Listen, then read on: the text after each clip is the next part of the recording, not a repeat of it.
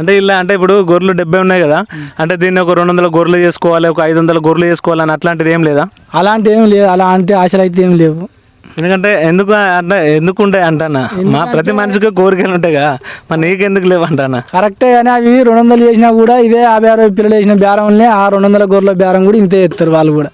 చాలా ఉన్నాయని ఏమున్నది ఏం లేదు, వేస్ట్ అది కూడా.